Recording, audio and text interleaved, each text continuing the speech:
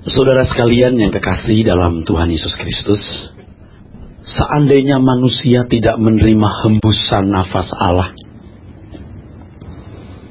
apakah manusia tidak bisa menjadi makhluk yang bernyawa? Kejadian pasal 2 ayat 7 mencatat, Tuhan menghembus nafas ke lubang hidung manusia, dan manusia menjadi makhluk yang hidup. Tuhan menghembus wayipak dalam bahasa aslinya. Nafas, nefeshi. Seandainya manusia tidak menerima hembusan nafas Allah ini, apakah manusia tidak bisa menjadi makhluk yang bernyawa? Jawabnya terdapat dalam Kejadian 1 ayat 21 sampai 24.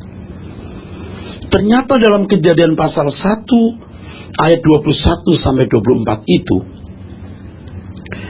Tuhan menciptakan ikan-ikan di laut dan burung-burung di udara serta binatang darat tanpa menghembus.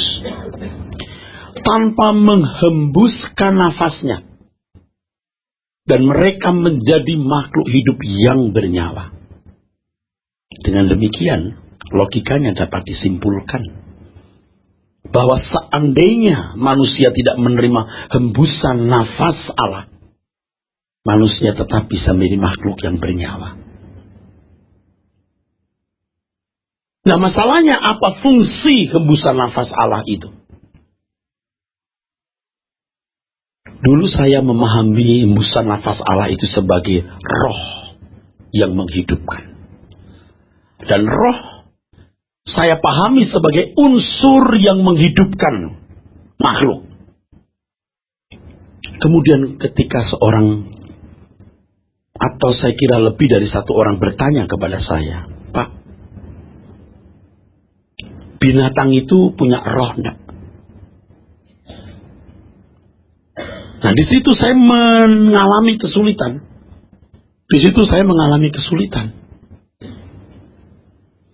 Binatang itu punya roh enggak? Di situ saya mengalami kesulitan. Kalau saya berkata enggak punya, kenapa hidup? Kalau punya, apa bedanya dengan manusia? Nah, akal-akalan jawaban saya begini. Punya roh, tapi kualitasnya beda. Jadi ketika binatang mati karena kualitasnya beda, ya sudah, lenyap.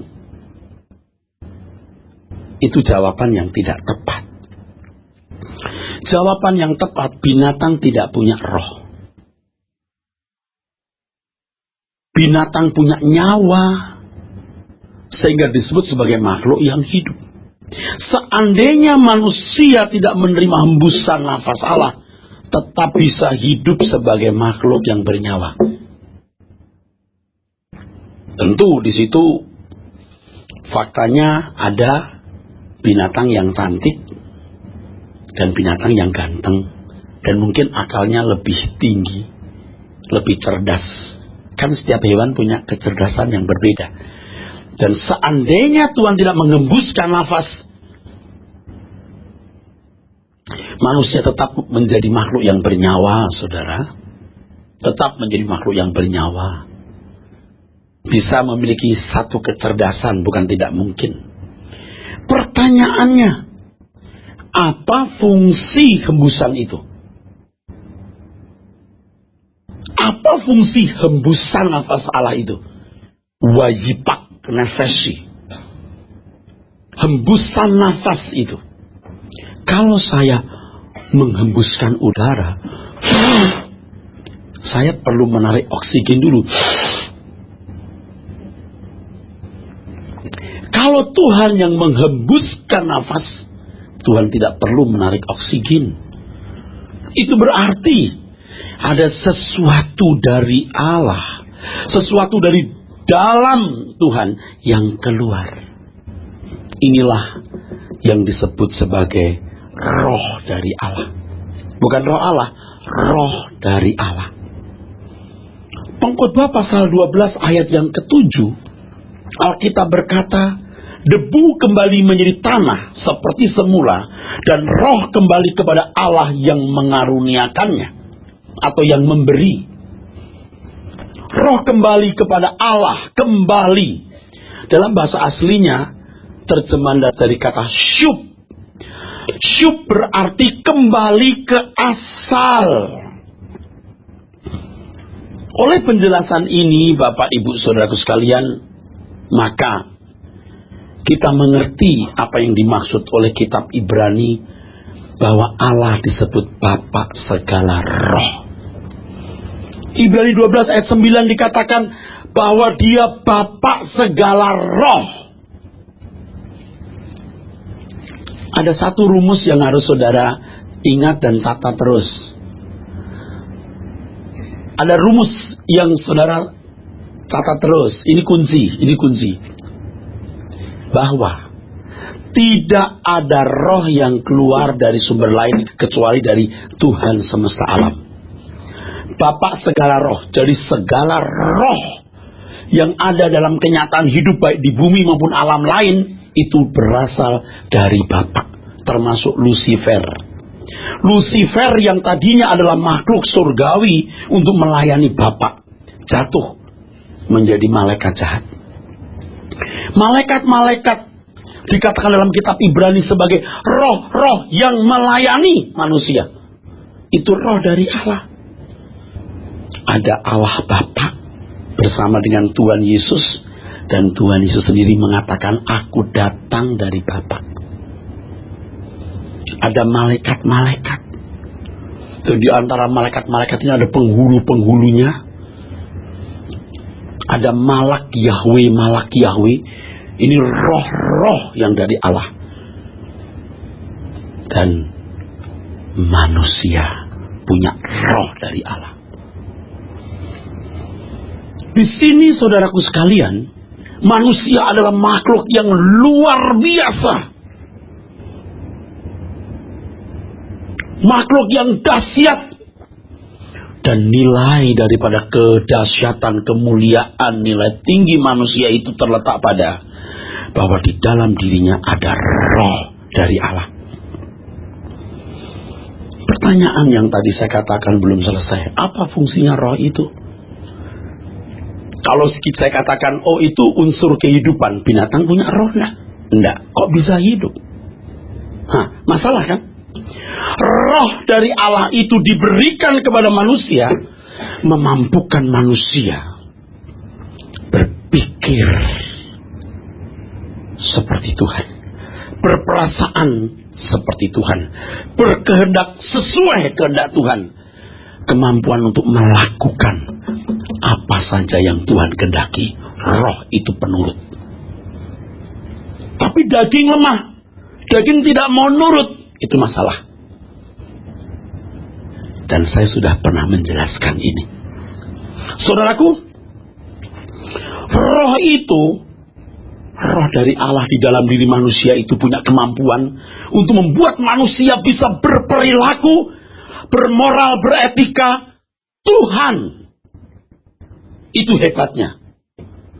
Oleh sebab itu Tuhan tak ragu-ragu mengatakan, kuasai bumi, taklukkan, kamu rajanya. You are a king. You are the king. King kecil. I am the king. King besar. Karena manusia diberi kesanggupan untuk itu. Kelola bumi, kuasai bumi.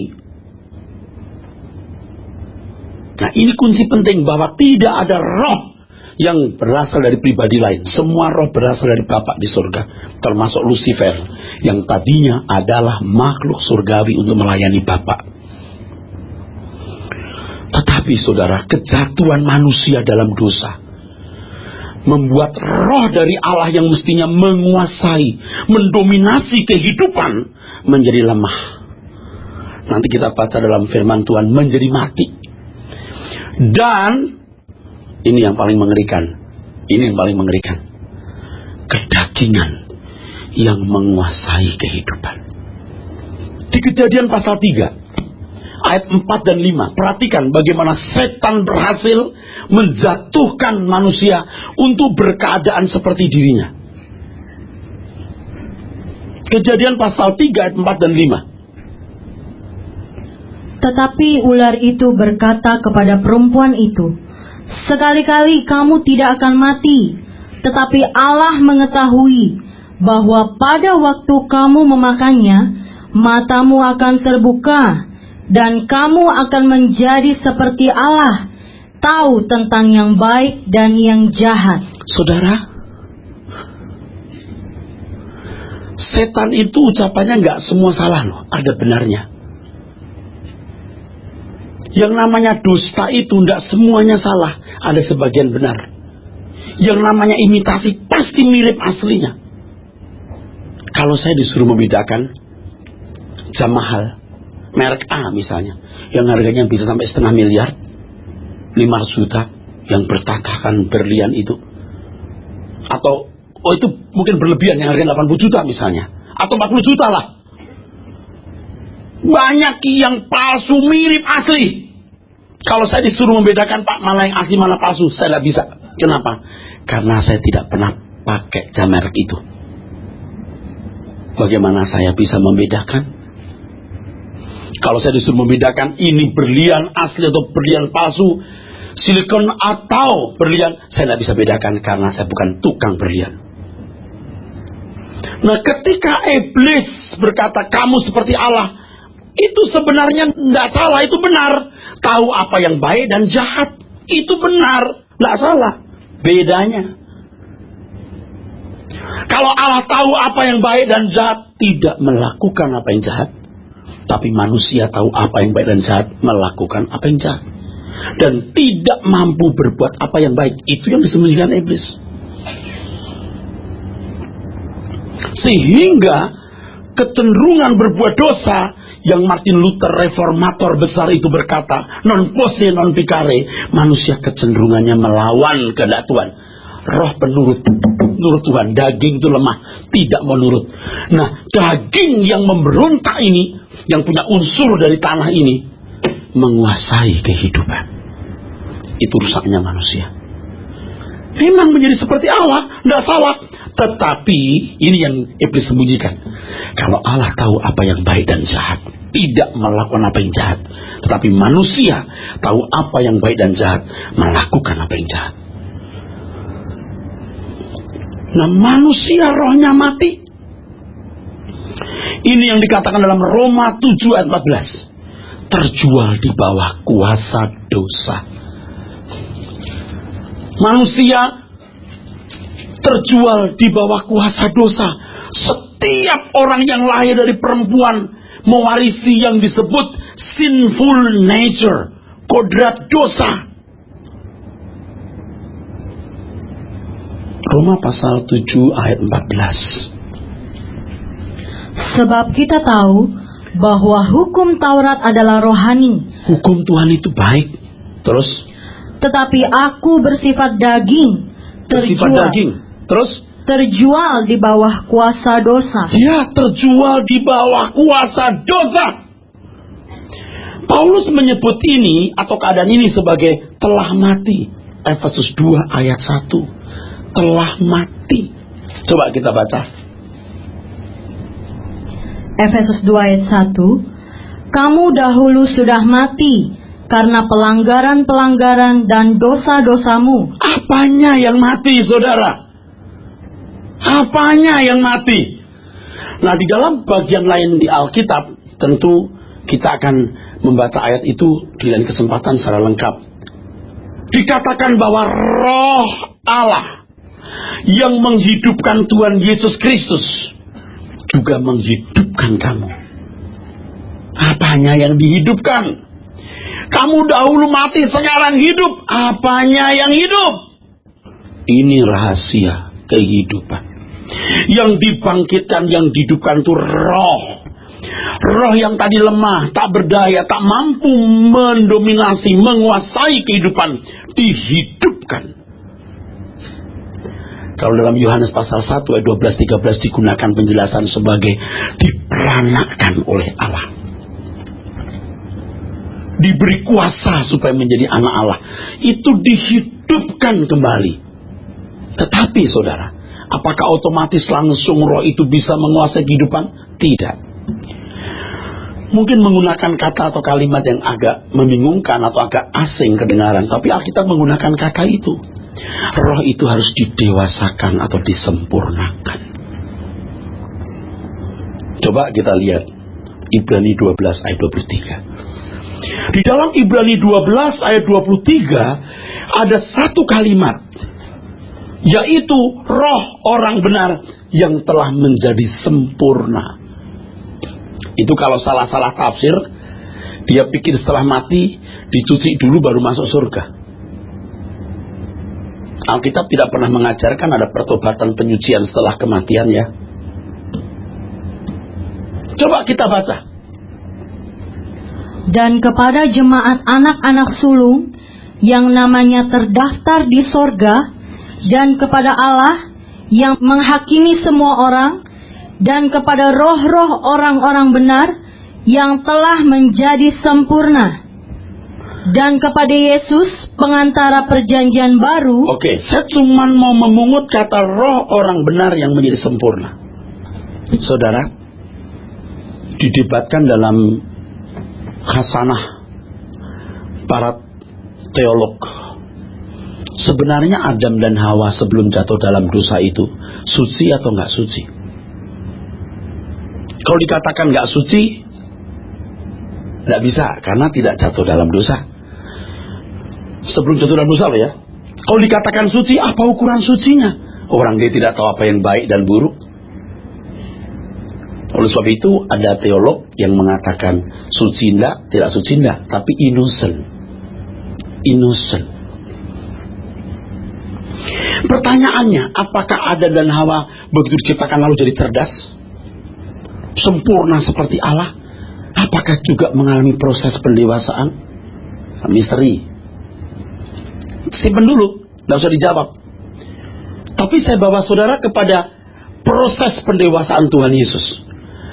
Ketika Allah menjadi manusia dalam Yesus Kristus, apakah ketika dia jadi bayi, dia senyum sendiri karena sudah sempurna? Bayi sempurna karena pribadinya adalah Allah. Ketika tergeletak di palungan, dia berkata kepada Yusuf dan Maria, Yusuf dan Maria, bertobatlah kamu. Tentu tidak. Alkitab Lukas pasal 2 mengatakan dia bertambah hikmat kebijaksanaannya, makin berkenan kepada Allah dan manusia. Itu yang membingungkan, makin berkenan kepada Allah. Berarti ada proses, ada pendewasaan, ada penyempurnaan. Apa yang disempurnakan? Perhatikan itu. Nah, keselamatan dalam Yesus Kristus itu yang pertama adalah menghidupkan roh. Dan roh yang dihidupkan ini harus didewasakan. Dengan cara apa? Ayat ini hanya berlaku untuk orang yang rohnya dihidupkan. Matius 4 ayat 4. Manusia hidup bukan hanya dari roti, tapi dari setiap firman yang keluar dari mulut Allah. Pak, kalau nggak pakai firman orang bisa jadi baik nggak? Jawaban saya tahu nggak? Sangat bisa. Sangat bisa. Di dalam hidup ini kita menemukan orang-orang yang tidak mengenal Tuhan, tidak mengenal Alkitab, punya pribadi-pribadi yang patut mendapat acungan jempol. Jangan fisik. Kalau lingkungan baik, pendidikan agamanya baik, edukasi baik, dia jadi orang baik. Kenapa tidak bisa? Jangankan manusia, singa yang biasa makan kijang saja kalau dari kecil diajari bisa main sirkus, nggak makan pala orang. Manusia pun juga bisa dididik jadi baik. Nah, kekristenan itu bukan pendidikan moral begitu. Dimulai dari roh yang dihidupkan, supaya roh yang dihidupkan ini mendominasi kehidupan. Ini kekristenan yang benar. Dan bagaimana bisa memberikan makan roh itu? Firman yang murni. Maka Tuhan berkata, kalau kamu tetap dalam firman-Ku, kamu benar-benar adalah murid-Ku. Kamu akan mengenal kebenaran, dan kebenaran akan memerdekakan kamu. Apa yang merdeka? Dulu ada seorang teolog yang mengatakan bahwa roh dari Allah dalam diri manusia terjebak. Kalimat itu menarik. Terjebak. Saya setuju itu sebenarnya. Terjebak. Roh itu dihidupkan. Saudaraku sekalian kasih, Jadi saudara mesti mengerti sekarang bahwa di dalam diri kita ini ada pikiran, perasaan, kehendak daging. Ada pikiran, perasaan, kehendak roh. Kalau ini dihidupkan, ini harus kasih makan. Makanya firman. Maka manusia tidak bisa hidup tanpa firman.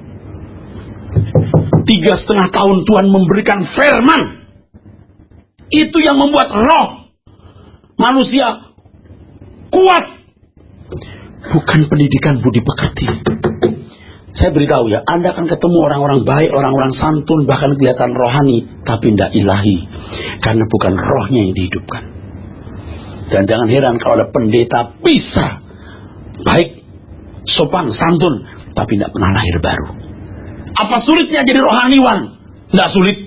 Dididik oleh lingkungan yang baik, dididik oleh edukasi yang baik, jadi rohaniwan. Tapi tidak mengalami kelahiran baru. Bisa ngusir setan? Bisa. Tuhan izinkan. Ngajar? Bisa. Tapi belakangan Tuhan berkata, aku tidak kenal kamu. Itu yang kita harus takuti. Itu yang kita harus takuti, saudaraku sekalian. Saudaraku sekalian. Nah, iblis itu tidak bisa merusak roh dari Allah dalam diri manusia. Yang bisa dilakukan adalah merusak karakter. Pikiran, perasaan, kehendak dagingnya dibuat kuat. Lewat pendidikan yang berantakan, milieu yang berantakan gitu. Bagi orang goblok, supir becak, tukang copet, dibuat rusak dengan cara orang kelas bawah. Untuk pejabat tinggi yang pakai dasi, dirusak dengan cara pendidikan. Kelihatan sopan, santun, tapi iblis punya cara untuk merusak dia. Ngerti tidak, saudara? Itu kelihayan setan. Sampai tingkat tertentu tidak bisa baik lagi. Dan saya khawatir anak-anak kita dirusak dari kecil lewat film, tontonan, dari lagu-lagu itu. Sampai tidak bisa diperbaiki lagi. Di sini loh, mengerikan. Roh dari Allah tidak bisa. Tidak bisa itu diganggu. Tidak bisa. Tapi yang bisa adalah karakter dari flesh sarkos, dari kedagingannya ini, saudara. Supaya bermental, berwatak Lucifer. Ini. Nah, kelahiran baru membuat roh kita dihidupkan supaya berwatak Allah. Itulah sebabnya Tuhan Yesus berkata, kamu harus sempurna seperti Bapa, bukan seperti aku. Aku pun berasal dari Bapa. Kamu, rohmu itu dari Bapa. Kamu harus seperti Bapa. Tetapi kamu harus memiliki pikiran perasaanku. Bukan mirip perasaanku. Bukan mirip pikiranku, enggak. Pikiran perasaanku. Tapi seperti Bapa. Ada bedanya. Ada bedanya. Di situ ada pesan penting sebenarnya, saudaraku. Dan kita dituntut untuk sempurna. Bisa sempurna. Kenapa umat perjanjian lama materialistis, nggak dimarahin? Daud istrinya 5. Abraham banyak gundeknya. Baca tuh Alkitab. Tuhan tidak terganggu. Yang bikin marah Tuhan itu ketika Daud mengambil istri orang. Itu yang Tuhan marah. Kenapa kamu ambil istri orang? Apakah kurang yang kuberikan padamu? Betul nggak? Kalau kurang aku tambahi. Itu konteksnya ngambil bini orang loh. Maksudnya bisa begini. Kalau kamu kurang bini, gue kasih lagi. Gitu. Bisa berarti begitu. Kalau jujur bisa berarti begitu. Lalu kita berkata, kok Tuhan begitu? Ya, kenapa? Karena mereka belum punya potensi rohnya dihidupkan. Ini hanya menunggu ketika Yesus bangkit dan roh Allah yang menghidupkan. Mereka manusia daging yang hanya berpikir perkara-perkara daging. Baru tahu kan? Seperti perlu saudara ketahui. Maka menjadi orang percaya itu berarti rohnya dihidupkan untuk kembali ke rancangan semula, yaitu makhluk yang dahsyat, yang berpikir berperasaan, Kristus yang berperilaku seperti Bapa di sorga. Saudaraku sekalian yang kekasih, pernahkah saudara berpikir mengapa Tuhan melarang Adam dan Hawa makan buah kehidupan? Kejadian pasal 3 ayat 22. Kalau ada yang nanya, saya jawab hari ini. Kenapa Tuhan melarang? Kenapa Tuhan melarang manusia makan buah pohon kehidupan itu? Emangnya ada hubungannya dengan penjelasan Pak Eras? Ada. Iya, kita lihat yuk. Kejadian pasal 3 ayat yang ke-22. Berfirmanlah Tuhan Allah, sesungguhnya manusia itu telah menjadi seperti salah satu dari kita, tahu tentang yang baik dan yang jahat. Maka sekarang jangan sampai ia mengulurkan tangannya dan mengambil pula dari buah pohon kehidupan itu dan memakannya, sehingga ia hidup untuk selama-lamanya. No, emang nggak boleh hidup untuk selama-lamanya? Bukan nggak boleh. Tuhan berkata begini di kitab Wahyu, nanti baca di rumah ya. Barang siapa menang, akan kuberikan pohon kehidupan, buah pohon kehidupan. Ada kan? Iya, berkali-kali disebut buah pohon kehidupan. Aku berikan buah pohon kehidupan. Nah sekarang nggak boleh. Ada rahasianya, Pak. Manusia dihindarkan makan buah pohon kehidupan supaya punya kemungkinan mati 2 kali, tapi diharapkan mati sekali saja. Kalau manusia dibiarkan makan buah kehidupan, manusia pasti mati, punya kemungkinan mati hanya sekali dan pasti mati. Kalau manusia dihindarkan makan buah itu, manusia bisa punya kemungkinan mati 2 kali, tapi diharapkan mati hanya sekali. Tapi kalau manusia makan buah itu, pasti mati sekali dan pasti mati. Pasti mati 1 kali dan itu pasti. Belum tahu kan? Saya jawab begini. Kalau manusia dihindarkan makan buah itu, masih hidup dan bisa mati. Supaya selama hidup 70 tahun manusia punya kemungkinan dipulihkan hubungan dengan Tuhan, rohnya yang mati dihidupkan kembali, supaya di balik kuburnya dia punya kemungkinan keselamatan. Tetapi kalau manusia makan buah itu, tidak ada kesempatan lagi. Seperti setan itu, kekal. Kemungkinan loh. Kalau Anda setuju terima, nggak setuju simpan saja. Setan mungkin petik pohon kehidupan. Kok saudara seperti nggak bernapas? Logis, bisa iblis itu petik pohon kehidupan, nggak mati. Kalau saya ditanya dulu, Pak, kenapa iblis nggak diampuni tapi manusia diampuni? Ya, jawaban secara teologis yang tertulis di banyak buku dogma adalah iblis sumber kejahatan. Kalau manusia hanya dicobai, tahu nggak setan ngomong apa? Kalau kamu makan buah ini, kamu nggak akan mati. Dia mau jadikan manusia seperti dirinya. Kamu gak akan mati, aku juga gak mati, tetapi kekal di neraka. Ngerti gak? Maka Tuhan mengatakan apa? Jangan takut akan sesuatu yang datang membunuh tubuh, tapi gak bisa buang ke neraka. Takutlah akan Allah yang bukannya bisa bunuh tubuhmu, tapi buang ke neraka. Saya menjelaskan ini berkali-kali karena orang bingung. Kenapa sih bisa mati 2 kali? Begini, kalau manusia petik buah itu, dia hanya punya kemungkinan mati 1 kali. Itu di api kekal. Wahyu 20:14. Api kekal itu kematian kedua. Karena 2 jenis kematian, Pak. Kematian pertama fisik, dikubur.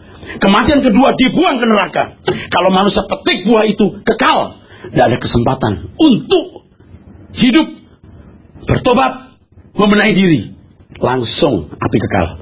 Tapi kalau nggak petik buah itu, punya kemungkinan mati 2 kali. Tapi diharapkan mati hanya 1 kali. Mati fisik, tapi nggak mati 2 kali bersama setan. Itu maksudnya. Tapi setan berkata, kamu nggak akan mati. Memang maunya begitu. Nggak salah kan dia ngomong gitu. Memang imitasi mirip aslinya kok. Kalau kamu makan buah ini, kamu nggak mati. Emang nggak mati. Diharapkan kamu nggak mati. Kamu kayak aku nggak mati. Pernah nonton film vampir? Apa vampir tuh? Wah, kamu jadi kekal tubuhmu, gitu kan? Ada film-film vampir yang pernah saya lihat itu dari dulu waktu saya masih muda. Pokoknya kalau makan ini kamu akan mati, gitu. Seneng tuh nggak mati, jadi vampir selamanya. Setan tuh mau manusia jadi vampir, seperti dia, kekal nggak mati, tapi di neraka. Emang abadi. Lebih baik mati 1 kali, tapi tidak mati lagi di kekekalan. Jadi 70 tahun umur hidup saudara itu kesempatan untuk bertobat. Roh dalam diri kita ini roh dari Allah yang harus dihidupkan, didewasakan, disempurnakan. Kalau tubuh ini dikubur, roh kita mendapatkan baju baru, yaitu tubuh kemuliaan. Gereja punya tujuan ini. Kita buka Kejadian pasal 6. Itu ada rahasia lagi di situ yang tersembunyi selama ini. Kejadian pasal 6 ayat 1 kita mulai. Ketika manusia itu mulai bertambah banyak jumlahnya di muka bumi, dan bagi mereka lahir anak-anak perempuan, maka anak-anak Allah melihat bahwa anak-anak perempuan manusia itu cantik-cantik. Lalu mereka mengambil istri dari antara perempuan-perempuan itu, siapa saja yang disukai mereka. Suka-suka memilih bini, gitu lah. Terus Berfirmanlah Tuhan, Rohku tidak akan selama-lamanya tinggal di dalam manusia, karena manusia itu adalah daging, tetapi umurnya akan 120 tahun saja. Nah, pertanyaannya, anak Allah itu siapa? Anak manusia itu siapa? Orang dulu berkata, anak Allah ini malaikat-malaikat, kayak genderuwo gitu loh. Kan bisa menghamili perempuan juga tuh. Ada cerita-cerita suaminya itu satpam, ya, berangkat jam 7 malam, pulang pagi-pagi gitu. Suatu hari jam 12 pulang, lu kok udah pulang ya Pap gitu. Itu genderuwo gitu, ada cerita-cerita gitu. Silahkan dah, saya sih tidak mempersoalkan. Saya tahu nggak apa artinya anak-anak Allah dan anak-anak manusia. Saya belum pernah baca buku ini, dan saya belum pernah dikasih tahu orang. Saya menemukan jam 3 pagi. Jam 3 pagi persiapan khotbah sampai siang, sampai nggak tidur. Begini saudara, itu hebat. Ketika manusia jatuh dalam dosa, roh dari Allah kan tidak mampu menguasai manusia lagi kan? Ingat tadi, roh daging yang mesti mencengkramkan. Tetapi ada sebagian manusia yang belum berbuat salah, atau belum berbuat fatal salah, kecuali Kain dan anak cucunya. Kain dan anak cucunya banyak ini manusia rusak. Tuhan menandai, bukan? Betul? Untuk apa ditandai? Biar tahu lu jahat. Keturunan lu keturunan orang jahat. Tetapi ada keturunan Set, keturunan orang-orang benar. Tuhan dalam toleransinya yang besar masih mengaku mereka anak-anaknya. Kenapa? Seperti Yesus punya roh dari Bapa, datang dari Bapa, disebut anak. Maka manusia yang punya roh dari Allah juga disebut anak-anak Allah. Dalam toleransi yang besar dan tinggi, Allah masih mau menerima anak-anak manusia ini sebagai anak-anak Allah. Tetapi ketika mereka liar, main cabut bini, Tuhan bilang, gak bisa lagi. Rohku harus angkat dari mereka. Gak bisa lagi. Itu kisah sebelum air bah. Sejak itu manusia umurnya 120 tahun. Kenapa? Sebelum Allah mengatakan itu, manusia bisa umur hampir 1000 tahun. 969. Metusalah. Umur manusia bisa 800-900 tahun. Tapi sejak itu hanya 120. Ketika Allah mulai menghilang. Dan sejak itu tidak ada istilah anak Allah. Sampai ketika Yesus datang. Dan kita orang-orang yang percaya Yesus, yang rohnya dihidupkan, kita menjadi anak-anak Allah. Ini rahasia. Gereja itu menghidupkan roh itu. Ini maaf ya, bukan gereja yang menghidupkan, Tuhan. Dan gereja merawat. Oleh sebab itu ketika Tuhan Yesus berkata, Petrus, apakah engkau mengasihi aku? Petrus berkata, ya Tuhan. Lalu Tuhan berkata, gembalakan domba-dombaku. Teks aslinya, beri makan domba-dombaku. Teks aslinya. Artinya, roh daripadaku yang kuhidupkan dalam diri mereka, buat kuat, buat dewasa, supaya mencengkeram menguasai mereka, dan mereka jadi orang-orang yang berkenan di hadapan Bapa. Roma 8 ayat 8 mengatakan, kalau orang hidup dalam daging tidak mungkin berkenan kepada Allah. Itu luar biasa. Itu semua masuk akal dan benar. Jadi dalam toleransinya yang besar, Tuhan masih menerima mereka sebagai anak-anak Allah. Karena roh dalam diri mereka, roh dari Allah. Tapi ketika manusia jadi liar, suka-suka sendiri, pilih-pilih suka-suka, Tuhan bilang, nggak bisa lagi. Tinggal saja. Tinggalkan. Dan umur manusia jadi 120 tahun. Sebelum itu 969 sampai hampir teteng. Begitu Allah meninggalkan manusia, begitu Allah meninggalkan manusia itu 120 tahun. Karena habitat yang rusak jadi 70 tahun. Sekarang 55 tahun udah amsyong. Pelayanan gereja, Pak, untuk menghidupkan roh ini. Nah, kalau iblis dulu menyerang manusia dengan cobaan, kamu akan menjadi seperti Allah. Nggak mati, tahu apa yang baik dan jahat. Saya tahu bagaimana taktik iblis hari ini. Pakai cara lain. Dengar baik-baik. Iblis berkata begini, kamu lihat dunia ini indah. Tuhan Yesus lihat. Iblis berkata, kalau kamu sembah aku, kuberikan padamu. Kalau seandainya Tuhan Yesus berkata, benar indah, binasa. Binasa Tuhan Yesus, binasa semua kita. Karena kasih akan dunia, orang mencintai dunia, kasih akan Bapa tidak ada pada orang itu.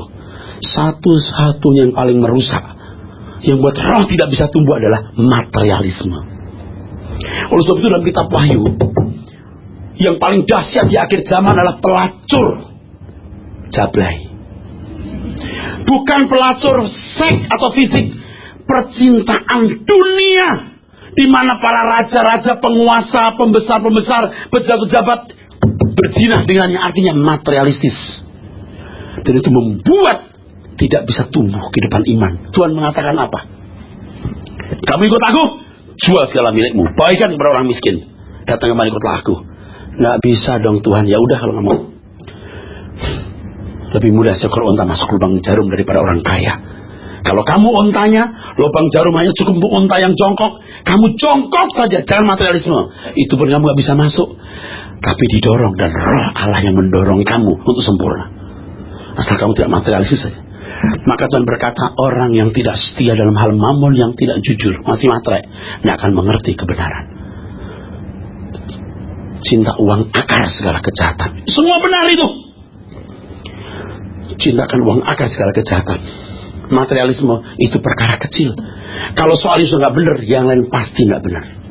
Nah, kalau di gereja sudah hanya mendengar pemulihan ekonomi, berkat yang berlimpah, itu bukan firman dari Tuhan, itu firman dari neraka. Sebab yang dipulihkan itu adalah rohnya yang dihidupkan.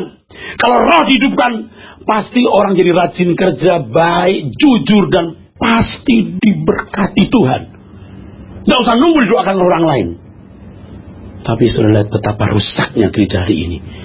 Apakah Tuhan Yesus mengajar dengan cara begitu? Begitu muncul Tuhan berkata, oh saudaraku, saya doakan kamu punya ekonomi baik. Enggak, Tuhan langsung berkata, jangan kumpulkan harta di bumi, kumpulkan harta di surga. Sebab di mana ada hartamu di situ hatimu berada. Langsung setan mau menipu manusia dengan cara seperti ini. Anda jangan tertipu, Anda jangan dibodohin. Roh dari Allah harus dihidupkan dengan kebenaran firman Tuhan. Anda harus berani menanggalkan percintaan dunia, supaya roh bisa dihidupkan dan Anda jadi dewasa. Kalau begitu Pak, ada nggak orang Kristen yang belum lahir baru? Banyak. Jadi jemaat yang setia, jadi aktivis, bahkan jadi pendeta, bisa ngusir setan, bisa mendoakan orang, bisa khotbah. Tapi di akhir kehidupan bisa Tuhan berkata, aku tidak kenal kamu. Roh yang dihidupkan. Kalau mau cuma jadi orang baik-baik, kelihatan rohani, sopan, bisa. Tapi yang Tuhan kehendaki adalah cemerlang seperti pribadi Bapa di surga. Amin.